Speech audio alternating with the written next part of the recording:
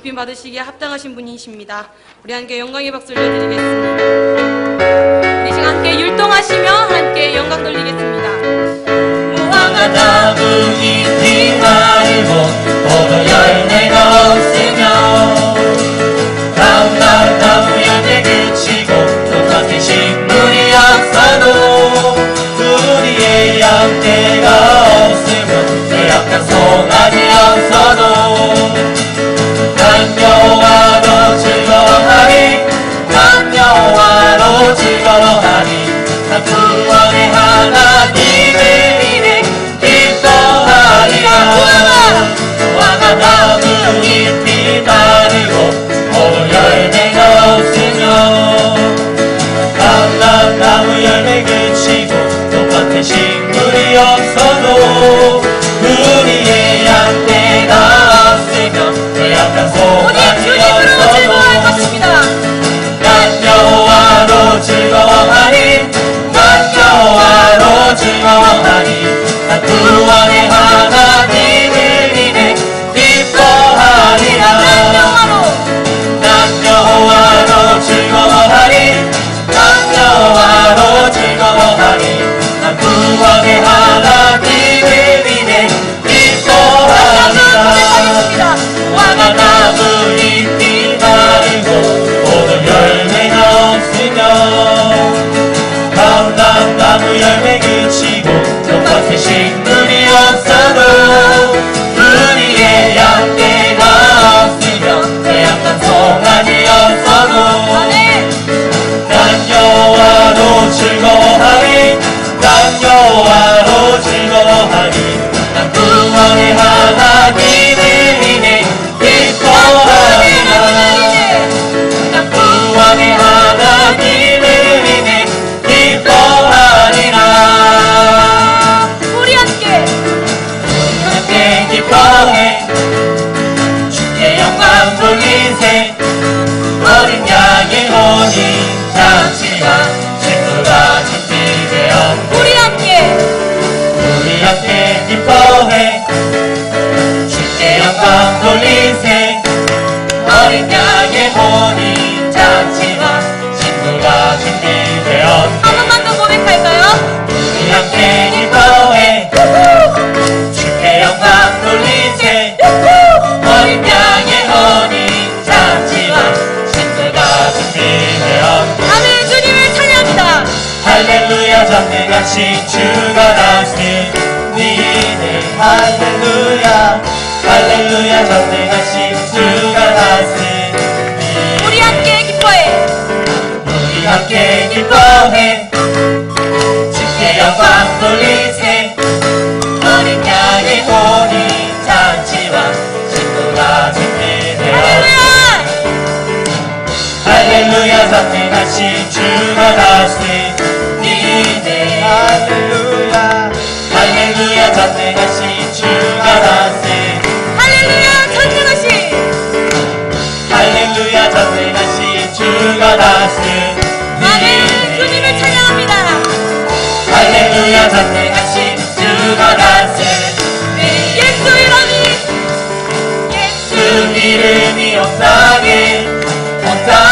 퍼져가네 잃어버린 영혼 예수 이름 그 이름 듣고 돌아오네 아멘. 예수님 기뻐 노래하시니 잃어버린 영혼 돌아올 때 예수님 기뻐 춤추시니 잃어버린 영혼 돌아올 때 예수 이름이 예수 이름이 온 땅에 선포되네 하나님의 나라 열방 중에 일하시네 하나님 기뻐 노래하시니 열방이 주께 돌아올 때 하나님 기뻐 춤추시니 열방이 주께 돌아올 처음부터 찬양하겠습니다.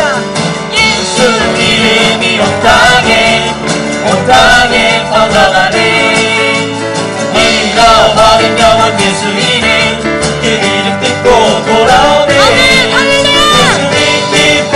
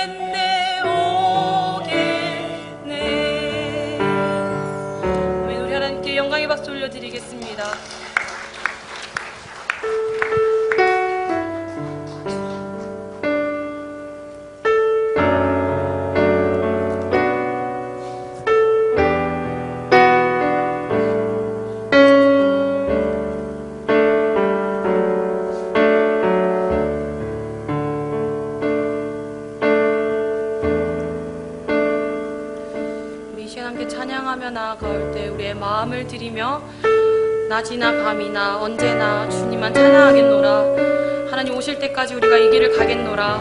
함께 우리의 마음을 고백하며 나아가겠습니다.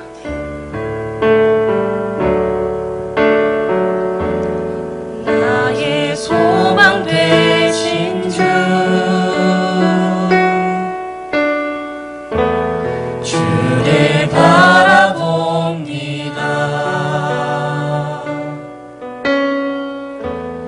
다시 오실 나의 왕 예수, 주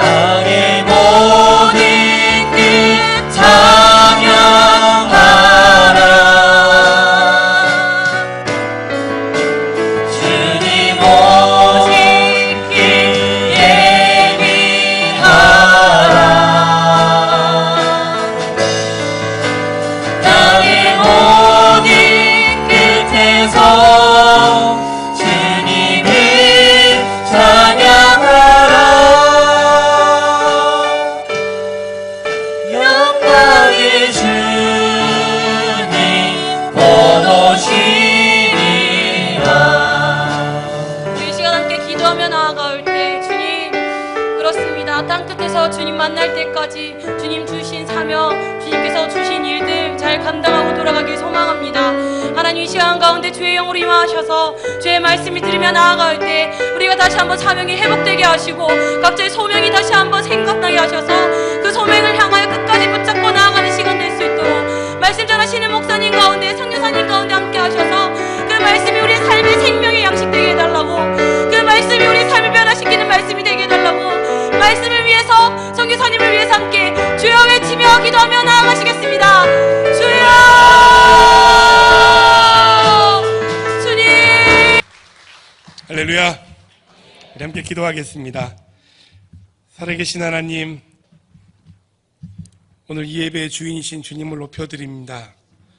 지금 우리가 찬양으로 올려드린 것처럼 한 영혼을 사랑하시는 그 아버지의 마음 때문에 우리를 구원하여 부르시고 하나님의 사람으로 세우시고 또 우리를 보내시는 그 주님을 찬양합니다. 그 주님의 마음을 아는 저희들 되게 하옵시고 그 마음에 순종하는 저희들 되게 하옵소서. 오늘 주 앞에 엎드립니다. 이 예배를 받아주시고 또 저희에게 하늘의 음성을 들려주시기를 소원합니다.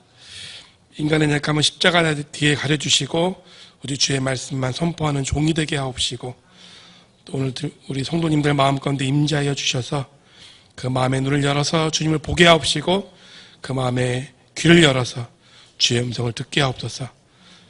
성령님 이 시간에 우리 가운데 함께 하셔서 진리로를 가르쳐 주시옵소서. 이 모든 영광 주님께 드리며 우리 주 예수 그리스도의 이름으로 기도드립니다. 아멘. 반갑습니다. 준비된 영상 먼저 보여드리고 말씀 전하도록 하겠습니다.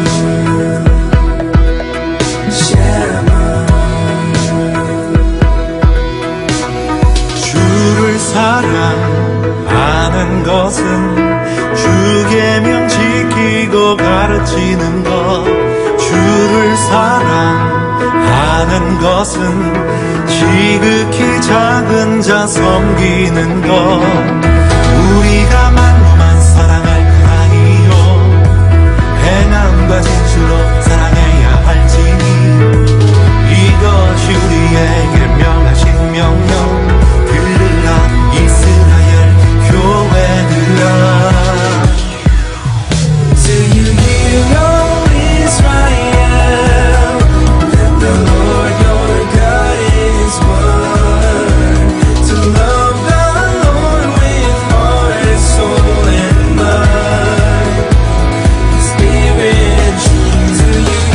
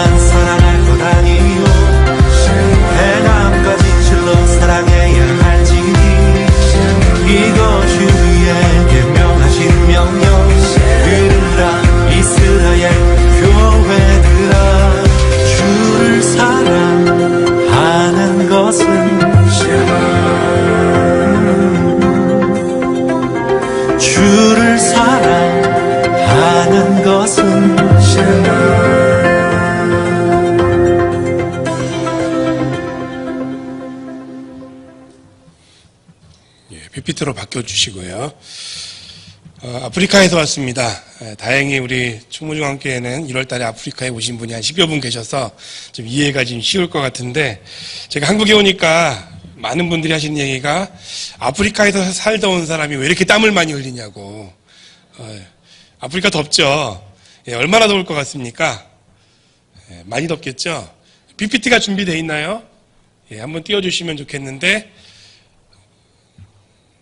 뒤에 방송실 준비되어 있죠? 나오나요? 안 나오는 것 같은데. 준비가 안 됐습니까? 안 됐습니까? 예. 지금, 오해하실지 모르겠지만 제 아내는 전기장판을 켜고 잡니다. 다음 사진으로 넘겨주십시오.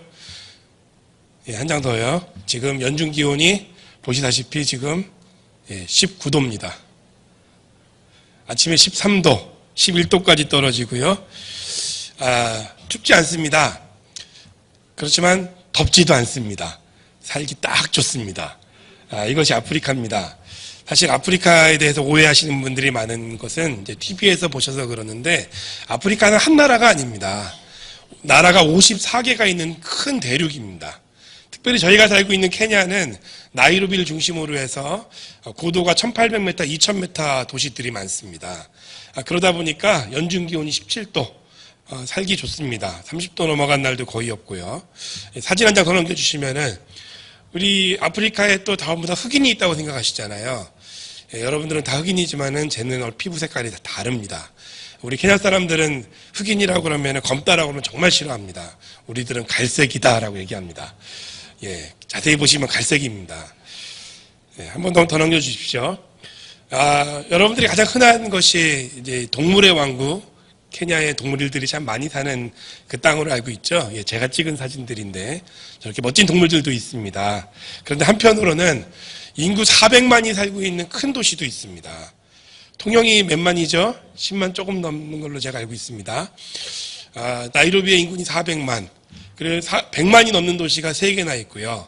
한 40만, 50만 되는 도시들도 7, 8개 있는 그런 곳이 아프리카입니다. 절대 이렇게 한편으로 저희가 다 설명할 수가 없는 아주 큰 땅인 것이죠. 저희가 그곳에서 사역을 하고 있는데, 그곳에 사역하고 있는 저희의 삶들을 좀 보여드리려고 합니다. 다음 사진 부탁드리겠습니다. 한 장 더 넘겨주시면, 저희 가족입니다. 저와 아내 정희선 선교사와 세 아이가 있습니다. 승원이, 승윤이, 승주. 남자아이가 셋입니다. 벌써 웃으시죠? 하나라고 그러면은, 아유, 참 복 받으셨네요. 아들이 둘이면은, 그러시구나. 셋하면 다 주여 하시더라고요. 그렇지만은 이 아이들이 있어서 얼마나 힘이 되는지 모르겠습니다. 한 번 더 넘겨주시면은, 이곳에는 저희가 120여 교회의 케냐 성결교회가 교단을 이루고 있습니다. 현지인들이 목회하는 교회고요. 목사님들이 한 200여 분 정도의 케냐 목사님들이 계십니다. 이곳에서 저희가 사역을 하면서 그 케냐 성결교회와 기독교 대한 성결교회가 함께 사역을 이루어 나가고 있고요. 이제 많은 일들을 하지만은 아프리카 교회다 보니까 참 가난합니다. 어쩔 수 없는 그 가난함들을 가지고 있습니다. 그렇지만 그들 안에도 주님을 향한 분명한 열정들이 있습니다. 다음 사진 보여주시면은, 교회가 초라하죠. 이 교회가 그 다음 사진으로 교회 가는데 한번 넘겨주십시오. 이렇게까지 아름답게 지어지는데 시간이 얼마나 걸렸을 것 같습니까? 보통 저렇게 아프리카 교회를 짓는데 4개월, 길어야 5개월이면 다 지을 수 있습니다. 근데 저 교회는 저렇게 지을 때까지 15년이 걸렸습니다. 말도 안 된다 생각하시는 분도 있겠지만은, 왜 이런 일이 일어나는가? 가난 가운데 이분들이 주를 향한 열정과 소원이 있는 거예요. 우리도 주를 위해서 뭔가 하고 싶은 마음. 그러니까 가난한 중에 자기들의 재산을 조금씩 헌금하면서, 시장에서 한 달에 기껏해야 버는 돈이 10만 원, 20만 원이 되지 않는데, 그 돈을 가지고서 하나님께 헌금하면서 열정을 다해서 저 교회를 지어온 겁니다. 가면은 제가 보면 늘 똑같아요. 근데 그분들은 뭘 했대요. 작년에 비해서 올해는 벽돌 몇 개 더 쌓았고, 또 창틀도 넣었고, 지난번에 없던 유리창을 이번에 꼈고, 이런 얘기들을 합니다. 하나님이 그 기도를 들으시더라고요. 그래서 한국에 있는 한 교회와 연결이 돼서 올해 앞에 있던 그 사진의 교회를 이렇게 아름답게 완공을 해서 저희가 봉헌을 드렸습니다. 이 케냐 선교교회와 저희가 함께 일하고 있습니다. 그들 안에서 제가 주로 하는 사역은 그 다음 사진 부탁드리겠습니다. 제가 목회자 훈련을 하고 있습니다. 첫 장 한 장 더 부탁드리겠습니다. 아프리카 목사님들도 역시 본인들이 가난하다는 생각들을 좀 많이 합니다. 할 수 있는 게 없다라고 생각들을 많이 합니다.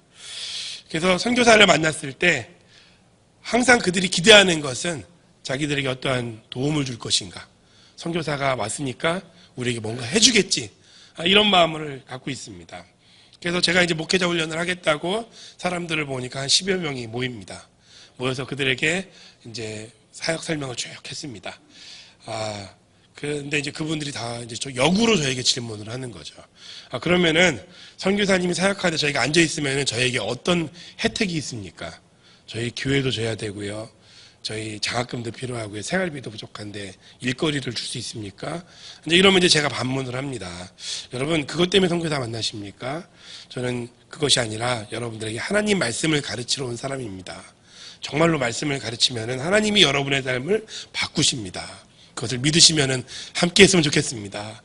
이러면 너무 기뻐합니다. 한국에서 진짜 선교사가 왔다고. 정말 하나님을 사랑하는 너무 위대한 선교사가 왔다고 막 박수치면서 저한테 허그를 하고서 정말로 진짜 선교사님입니다, 이렇게 칭찬합니다. 그럼 기쁜 마음으로 다음 주에 우리 사역을 시작합시다 하고 이제 딱 그 다음 주에 오면은 저 혼자 와 있습니다. 아무도 안 와요. 그렇게 1년을 씨름해서 한 2-3명의 제자를 얻었습니다. 바피어스는 아프리카가 빈 그릇이 아니다. 빈 그릇이 아니라 반쯤 차 있는데 본인들이 반쯤 차 있는 것을 모르는 것뿐이다 라고 이야기를 했습니다.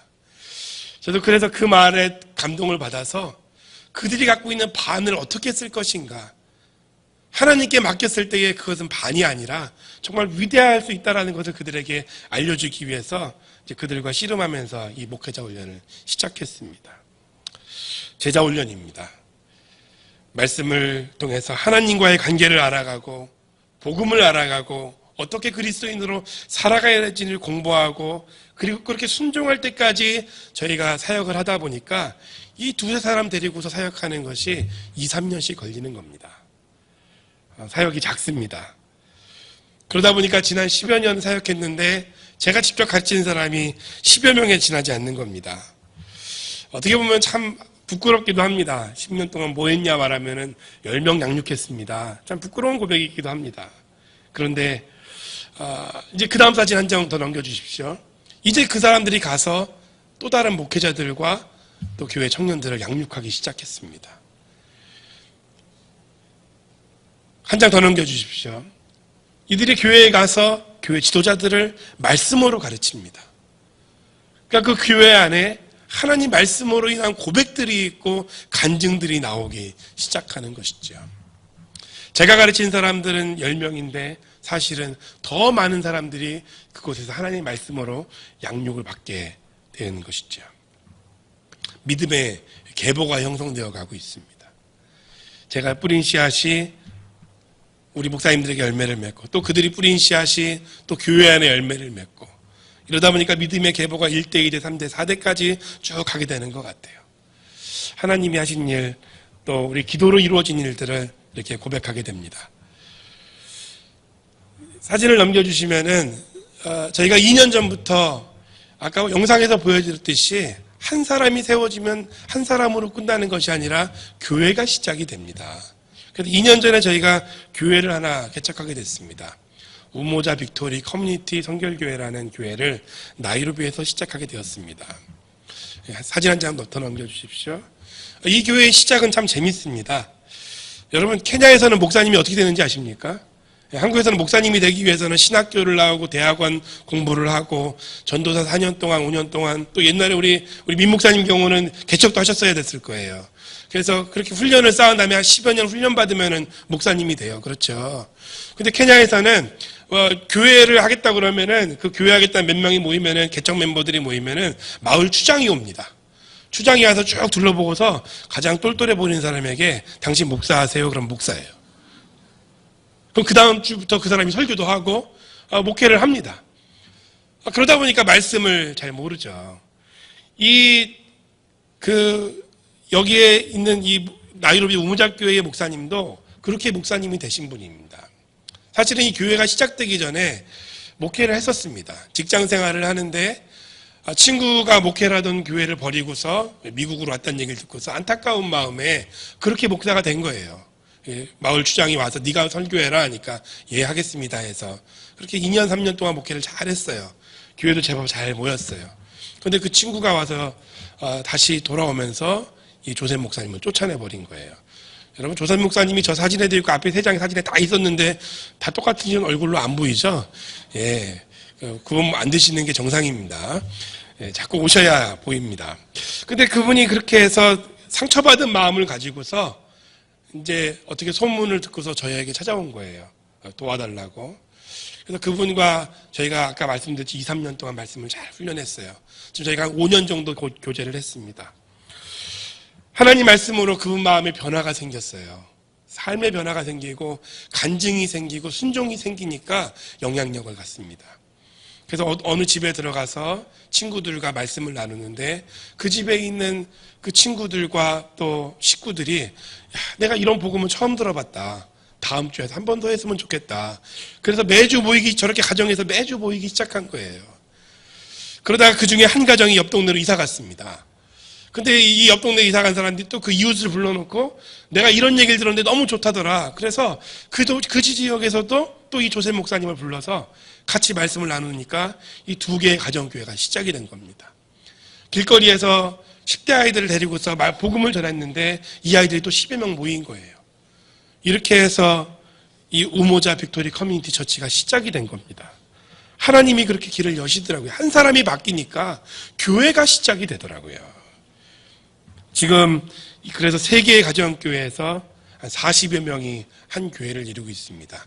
그 다음 사진 부탁드립니다. 안타까운 것은 교회가 주일날 이제 청소년들이 같이 예배를 드리다 보니까 장소를 빌렸는데 우리 성도님들이 사시는 데하고는 좀 거리가 멀어요. 그래서 이 차비가 없어서 매주 다 참석하지는 못하고 있어요. 제가 기도하고 있습니다. 교회 근처에 좀 좋은 장소가 저렴하게 구해지기를 기도하고 있는데 우리 성도님들도 같이 기도해 주시면 감사하겠습니다. 그러나 저희가 주일날도 예배를 모이면서 또 그 모임에서 전도가 되고 다음 사진을 보여주시면은 이렇게 또 이제 주일 오후에 제자훈련이 시작이 됐습니다. 아주 기초적인 이야기입니다. 한국에서 기대하는 그런 제자훈련의 수준은 아닙니다. 그러나 아이들에게 말씀을 가르치면서 우리 조셉 목사님과 제가 협력해서 같이 한 사람 한 사람을 주님의 사람으로 세워나가는 이 사역을 저희가 하고 있습니다.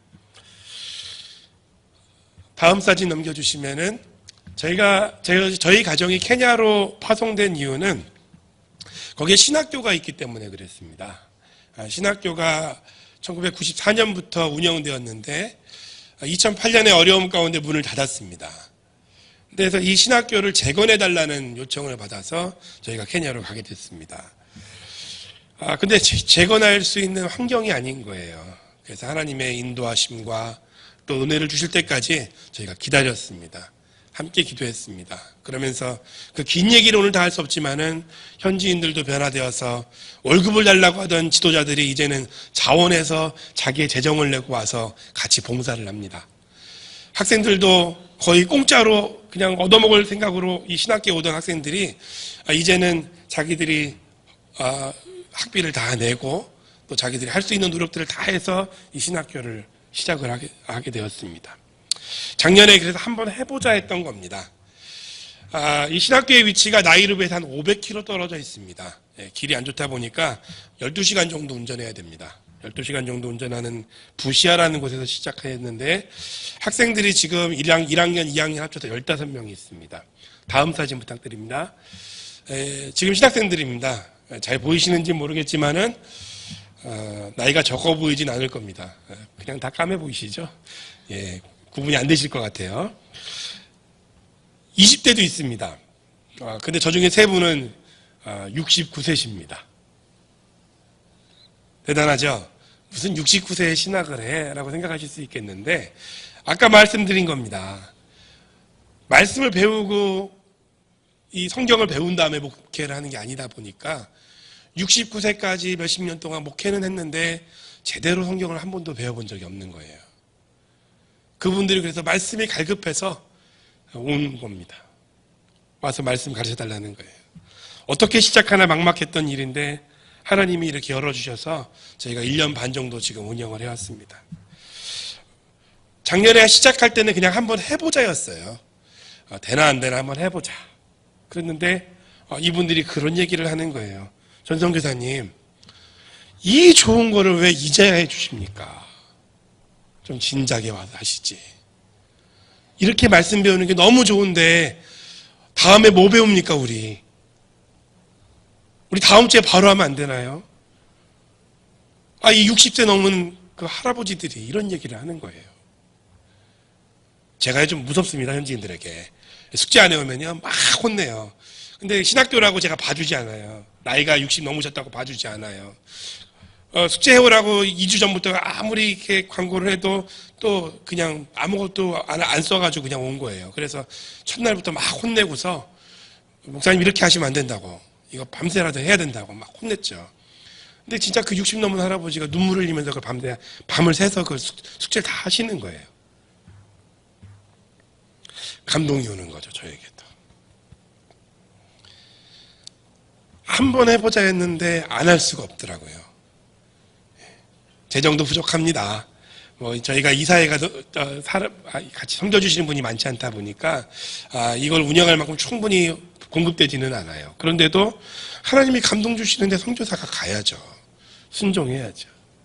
그래서 그 500km가 넘는 발걸음을 1년에 4번씩 하고 있습니다. 갈 때마다 이거를 또 가야 되나 한편에 그 마음이 있어요. 그런데 가고 나면 행복해져요.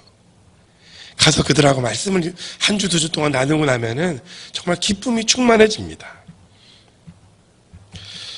예수님 얘기하고 하나님 관계 얘기하다 보니까 함께 사역하는 우리 케냐 목사님들 또 성도님들 입에서도 똑같은 고백이 나옵니다.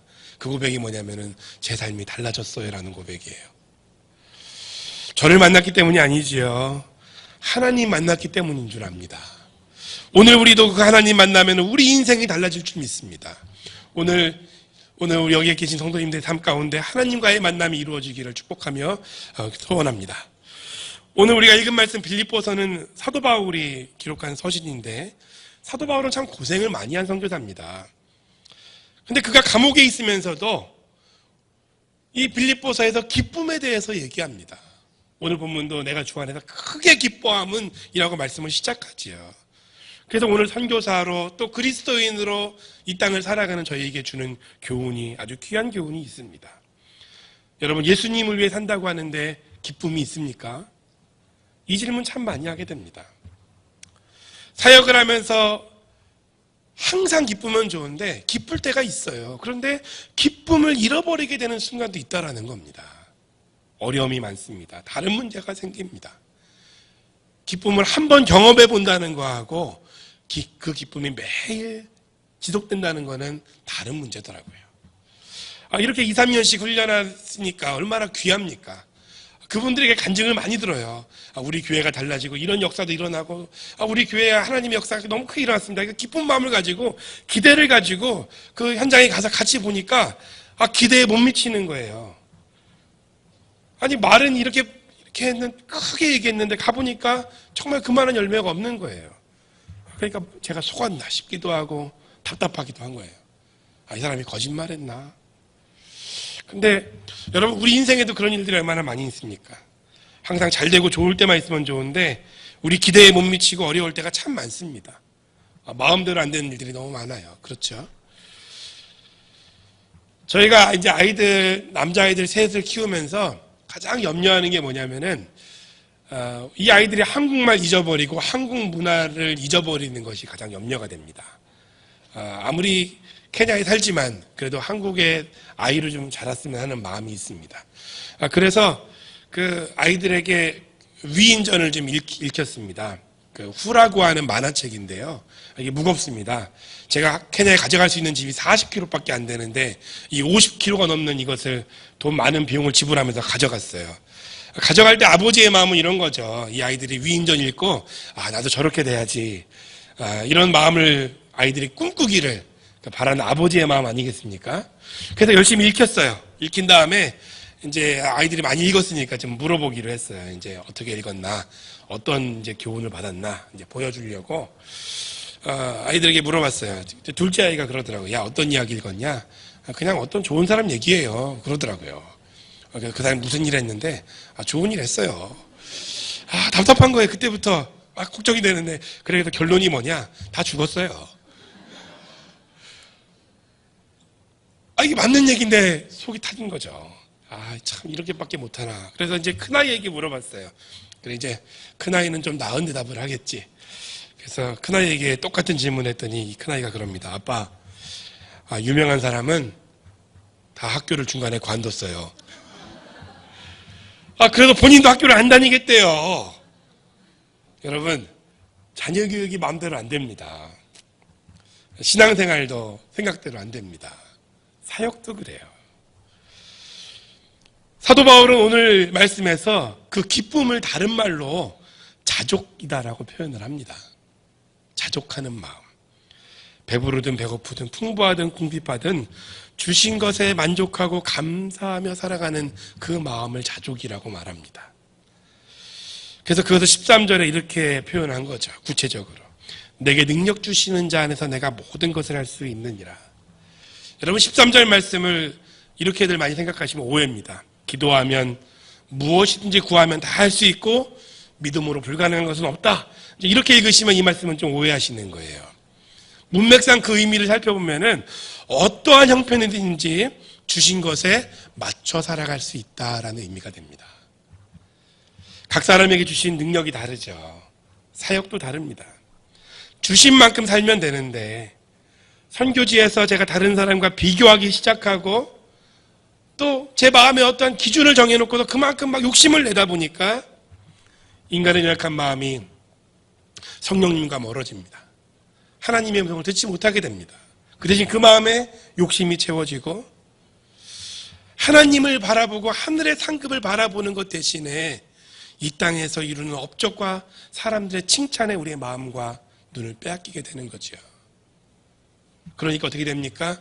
그 순간부터 기쁨은 사라져요. 불평, 불만이 제 마음을 지배하기 시작했던 겁니다. 욕심에 이끌렸기 때문에 그래요. 여러분, 케냐와 한국이 참 많이 달라요. 문화가 다르죠? 저 마시라고 이렇게 물을 갖다 주셨어요. 저 마셔도 되는 물 맞죠?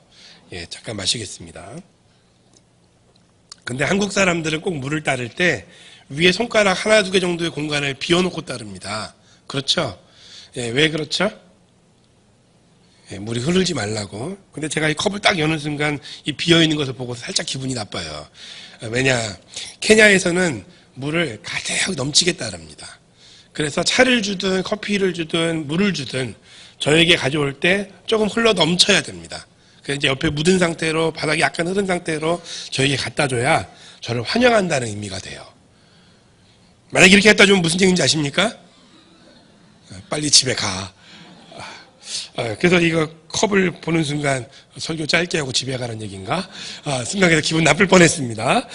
그런 의미는 아니죠. 무슨 얘기냐면은 한국 사람, 한국 선교사 눈에 보기 좋은 신앙이라고 그래서 하나님 눈에도 보기 좋은 신앙일까? 꼭 그렇지 않을 수도 있다라는 거예요. 나와 다른 신앙의 모습이라 해도 내가 보기엔 부족한 모습이라고 해도 그들이 하나님 앞에서 최선을 다해서 올바르게 살아가려고 애쓰고 있다면은 그것만으로도 하나님의 마음을 기쁘게 해드릴 수 있는 사람일 수 있는 것이죠. 오늘 우리가 여기서 교훈을 얻을 수 있으면 좋겠습니다. 우리도 삶과 사역 모두에서 그 자족할 수 있으면 좋겠습니다. 그 자족이 곧 기쁨을 유지하는 길이요. 그것이 기쁨을 우리에게 가져다 주기 때문입니다. 자족하기가 쉽지는 않습니다. 제 차가 세상에서 가장 튼튼한 차라고 불리는 토요타 랜드크루저입니다. 차를 좀 아시는 분들은 알겠지만 엄청 튼튼한 차입니다. 이 차가 못 가는 길은 아무 차도 못 간다고 할 만큼 튼튼한 차입니다. 그런데 문제는 차가 26년 됐어요. 38만 킬로 뛰었어요. 툭 하면 고장나죠. 신학교까지 제가 12시간 가는데 2시간마다 한 번씩 쉽니다. 제가 힘들어서가 아니라 차가 힘들어서 이렇게 쉬어가는데 길에서 고장나면 가끔 노숙을 하기도 합니다. 밤하늘의 별이 밝습니다. 특히 시골로 갈수록 아주 가득 하늘의 별이 가득한데 별이 밝으면 기쁠 줄 알죠? 길에서 노숙하면서 하늘을 보면 참 우울합니다. 그래서 그 야복강가의 야곱의 생각이 이게 은혜로운 삶이 아니라 참 정말 애타고 간절한 삶이었겠구나. 아프리카 살면서 장점은 그거 같아요. 성경이 눈에 보입니다. 아프리카에서 예측할 수 없는 상황들이 너무나 많습니다. 그렇게 불안불안한 삶이 계속 반복됩니다. 근데 어떻게 자족하겠어요? 행복하겠어요? 우리가 어떻게 자족할 수 있는가? 그 비밀이 오늘 말씀 안에 숨겨져 있습니다. 우리 13절 말씀 다 같이 볼까요? 내게 능력 주시는 자 안에서 내가 모든 것을 할 수 있느니라. 여러분, 이 말씀에서 제가 가장 눈에 띄는 구절은 뭐냐면은 내게 능력 주시는 자인 예수 그리스도입니다. 그분 안에 기쁨이 있습니다. 예수님을 만나고 그 생명의 복음을 맛본 사람들은 세상이 줄 수 없는 그 기쁨을 가슴에 간직하고 살아갑니다. 그냥 그 예수님을 한 번 만나본 것이 아니라 내게 능력 주시는 분인 것을 알고 그분이 지금도 나와 함께 하신다는 것을 깨달을 때에 그 복음의 능력이 내게 가져다주는 기쁨이 있다는 겁니다. 나에게 주신 십자가의 은혜가 얼마나 큰지 알기 때문에 그 은혜에 감격하고 그 기쁨 가운데 살아가게 되는 것이죠. 사도 바울의 기쁨은 그 예수 그리스도를 향해서 매일매일 달려갈 때 그에게 주어졌던 기쁨입니다. 사도 바울은 자신이 누군지 압니다. 내가 죄인 중에 개순이라고 얘기합니다. 그런데 고린도전에서 뭐라고 얘기합니까? 나의 나 된 것은 하나님의 은혜로 됐다. 자격이 없는데 하나님의 은혜가 나를 구원해 줬고 생명을 주었고 살려주었고 하나님의 동역자로 부르주셨으니 이게 얼마나 크냐. 그 은혜를 하니까 오늘 사도 바울이 이야기하는 겁니다. 그 은혜 안에서 내가 모든 것을 할 수 있느니라. 여러분, 이 말씀을 제가 묵상하면서 깨달은 게 있습니다. 내가 모든 것을 할 수 있다고 할 때 그 모든 게 뭘까? 그래도 간다. 부시아까지 500km 12시간 운전하는 거 힘들지만은 그게 주님이 내게 주신 사랑에 내가 반응하는 길이니까 나는 그래도 갑니다. 환경이 어려워도 주를 위해 살겠다라는 그리스도인들의 신앙 고백인 줄 압니다. 사명 때문에 간다라는 이야기입니다. 사명 때문에, 예수님 때문에 내 안에 기쁨으로 오늘도 살아갈 수 있다라는 고백인 겁니다. 여러분, 이것 깨닫고 나니까 사역이 행복해요. 케냐 사람들이 참 존귀해 보여요. 제가 함부로 무례하게 대할 수 없는 아주 귀한 사람들이 돼요. 바울이 빌립보 교회를 향해서 고백합니다. 나의 기쁨이요 멸류가 아닌 사랑하는 자들아. 저도 케냐 사람들을 향해서 이 고백을 하며 살아갑니다. 여러분, 우리 충무중앙교회도 아름다운 이렇게 배너가 있어요. 이렇게 뭐라고 그러죠? 플랜카드라고 그러나요? 이렇게 현수막들이 있는데 만드는데 얼마나 걸리는지 모르겠어요. 목사님이 계획하고 또 사무실에서 뭐 디자인 문구 주면은 뭐 인쇄소에 보내면 일주일 안에 보통 다 만들어지죠. 제가 2018년 우리 그 우모자 빅토리 커뮤니티 처치에도 우리 배너를 좀 만들려고 이 현수막 만들려고 이렇게 3개 만들려고 디자인 다 해서 줬어요. 아직도 만들고 있어요. 중요한 거는 아직도 만들고 있다라는 거예요.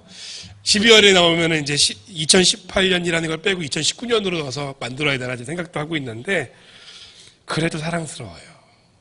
그래도 귀해요. 왜냐하면은 그들이 예수님을 알고 나와 함께 예수님을 향해서 달려가는 그리스도인들이기 때문에 그렇습니다. 이것을 깨달으면 우리 안에 자족할 수 있어요. 제가 이렇게 이 마음을 유지한다면 평생 기뻐하며 우리 주님과 동행하는 선교사가 될 것 같습니다. 여러분, 예수님 모시고 살아가는 삶에 기쁨이 있습니까? 내가 안 기쁜데 누굴 전도해서 이 자리에 우리가 앉혀놓겠어요? 복음은 말이 아니라 보여지는 겁니다. 물드는 겁니다. 내가 예수님에 물들어서 그 기쁨이 가득하니까 내 주변 사람들도 자연스럽게 물드는 것이 복음인 거예요. 먼저는 예수님 만나고 그 생명의 복음의 능력을 맛보셔야 합니다. 한 번 만나는 것이 아니라 매일매일 맛보면서 그 하나님과의 생명의 관계 안에서 우리가 살아가야 합니다. 그리고 그 기쁨으로 예수님 향해서 우리가 달려갈 수 있다면 우리의 인생도 사도 바울과 같아질 것입니다. 사도 바울과 같이 고백할 수 있을 것입니다. 내게 능력 주시는 자 안에서 내가 모든 것을 할 수 있느니라. 이렇게 기쁨에 고백하면서 우리가 매일매일 살아간다면 우리 인생 마지막 예수님 앞에 설 때에 분명 우리의 삶에 주님 기뻐하시는 열매가 한가득할 겁니다. 그 기쁨의 열매 가득 들고 주님 앞에 서시는 성도님들 되시기를 주님의 이름으로 축원합니다. 우리 함께 기도하겠습니다. 하나님, 우리 예수님이 우리에게 주신 그 구원을 다시 한번 묵상해 봅니다. 그게 얼마나 큰지, 내게 주신 생명이 얼마나 귀한지 오늘 예배를 통해서 다시 한번 묵상하고 깨닫기를 소원합니다. 그래서 그 예수님 만난 그 기쁨 때문에 우리 주님을 향해서 우리의 평생 달려가는 사명자들 되기 원합니다. 주님, 우리 다시 부르실 때까지, 주님 다시 오실 때까지 이 기쁨의 사명의 걸음 불평하지 않으면서 감사하면서 주님께서 주신 것 만족 가운데 자족하면서 사용하면서 온 힘을 다해 주님을 살아가는 저희들 되게 하여 주옵소서. 감사드립니다. 우리 주 예수 그리스도의 이름으로 기도드렸습니다.